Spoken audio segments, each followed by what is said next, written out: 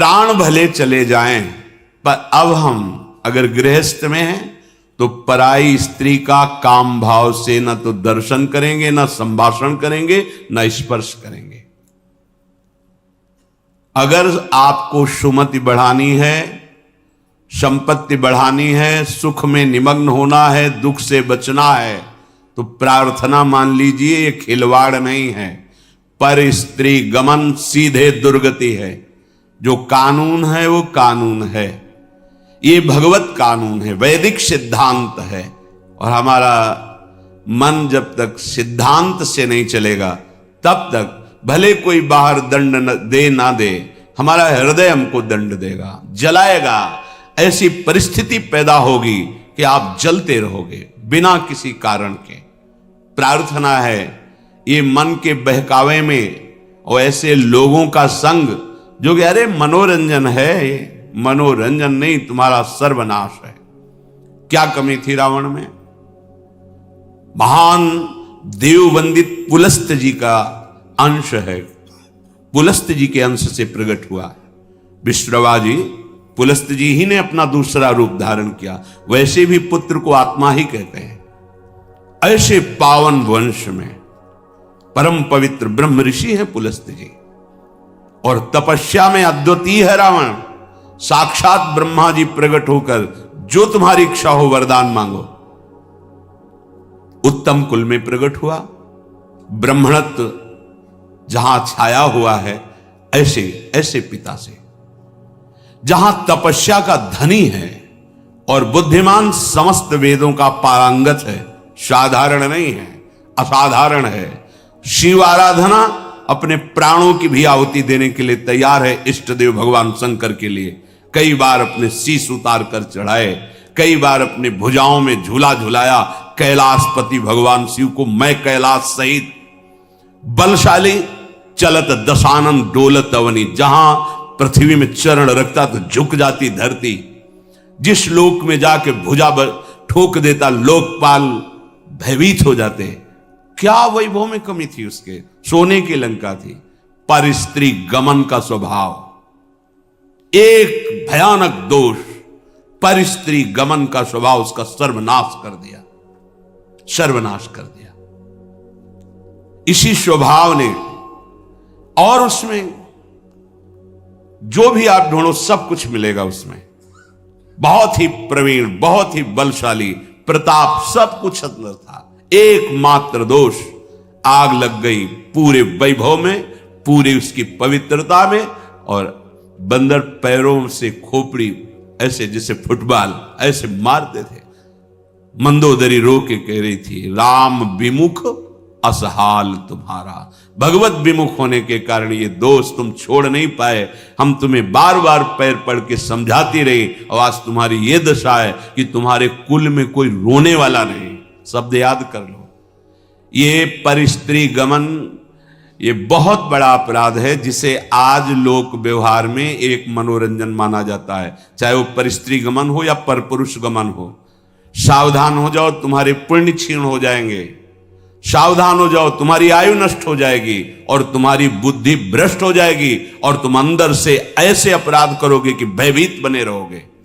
देख लेना, ये परिणाम लिख लो। जिनको समझ में आता है अरे तो सब क्या है, तो आगे देख लेना क्या है। अगर कुमति को दबाकर सुमति को बढ़ाना है तो नियम ले लो, चाहे प्राण निकल जाए, पर पराई जिसका हम पाणी ग्रहण किए उसके सिवा किसी और स्त्री के साथ काम संबंध नहीं। अगर ये नियम निर्वाह कर ले गए तो बहुत कुछ जीत जाओगे, क्योंकि सबसे बड़ा शत्रु यही काम है। ये बड़े बड़े ज्ञानियों का भी वैरी है, फिर साधारण पुरुषों की तो बात जाने दो। पर नियम में बड़ी सामर्थ्य है। अगर ऐसा नियम ले लिया जाए तो निर्वाह हो सकता है। नाम जप कर रहे हैं, आप में सामर्थ्य आ जाएगी। प्राणांतेपि, प्राण त्याग सकता हूं, पर नासंगतिम, पर मैं किसी स्त्री का, पराई स्त्री का ऐसा संयोग नहीं कर सकता। विचर्यन स्त्रीणाम न, जो स्त्री आपसे गलत चेष्टा की भावना प्रस्तुत करे, बिल्कुल दूर हो जाओ। वो भगवान की माया से मोहित होकर आपको भ्रष्ट करना चाहती है। या जो पुरुष आपको ऐसा, तो आप कभी ये ना सोच ले कि बहुत सुंदर है हमें सुख मिलेगा। नहीं, आपके सुकृत नष्ट हो जाएंगे। ये घटना देखी हुई कहते हैं। नया ब्याह हुआ था, बड़ी सुंदर जोड़ी, बहुत हष्ट पुष्ट हो, बड़े जमींदार ब्राह्मण थे। बस मन को यदि हम प्रभु में नहीं लगाएंगे तो ये भोगों में संतुष्ट होगा ही नहीं, क्योंकि वहां कुछ है नहीं। हर क्रिया के बाद नवीन आशा, नवीन आशा, नवीन, फिर नवीन पुरुषों की आशा या नवीन स्त्रियों की आशा। इसका स्वभाव ऐसा है, ये नवम नवम भोगना चाहता है, क्योंकि सुख है नहीं। वहां एक उन्होंने नौकर रख लिया, और वो भी पूर्व का, उनके यहां का, जो लड़की पक्ष का था, वहां से मंगा के, शायद उसने शर्त रखी होगी कि वहां से रख लो। अब जैसा भी हो, अब वो वहां रहने लगा। अब उससे एक पुत्री प्रकट हुई, ना मां की आकृति ना पिता की आकृति। तो पिता को लगा कि, तो उसने पूछा कि आप नाराज मत हो ना, पर मुझे लगता है कि क्या आपका आचरण गलत है क्या? नहीं, ऐसा कुछ नहीं। पर वो प्रवीणता अपनी बुद्धि से समझ गई कि हमें लगता है ये हमें इस बात में दंड देंगे। जान, चाय में जहर मिला करके उसको दे दिया पति को।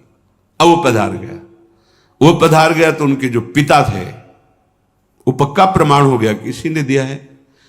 उसने अपनी सारी संपत्ति आवेश में, क्रोधावेश में, एक क्षत्रिय बलवान जो परिवार था उसके नाम कर दी।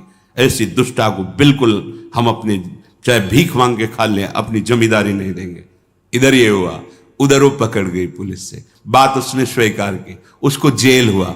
बच्चे भीख मांगने लायक, जो छोटे छोटे, पूरा परिवार नष्ट। पति जहर से नष्ट हुआ, वो जेल में, बच्चे ऐसे, पूरी जमींदारी दूसरे के, सर्वनाश। कभी कहीं किसी का मंगल नहीं हो सकता। अगर आपको अभी मौज मस्ती लग रही हो ना, ये तो सुनने को आ रहा है, हमारा तो कुछ नहीं, पुण्य चल रहा है, पुण्य छीण होने दो, जल्दी पुण्य छीण होने दो, फिर तुम देखना जब तुम्हारा हिसाब आएगा तब तुम्हें समझ में आएगा कि शास्त्र में जो लिखा है वो सत्य लिखा है। सब अनुभव करके देख लो। शास्त्र विरुद्ध आचरण तुम्हें भयभीत रखेगा। जिसके सामने नहीं झुकना चाहिए उसके सामने झुकना पड़ेगा तुम्हें, क्या क्या देखना पड़ेगा। इसलिए विश्वास कर लीजिए, भले प्राण चले जाएं, प्राणांतेपि न संगतिम विचरयन।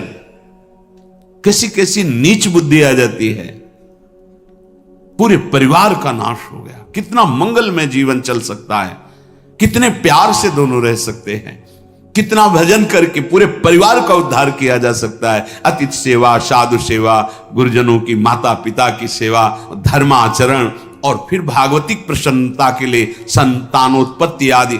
बड़ा मंगलमय गृहस्थ धर्म है।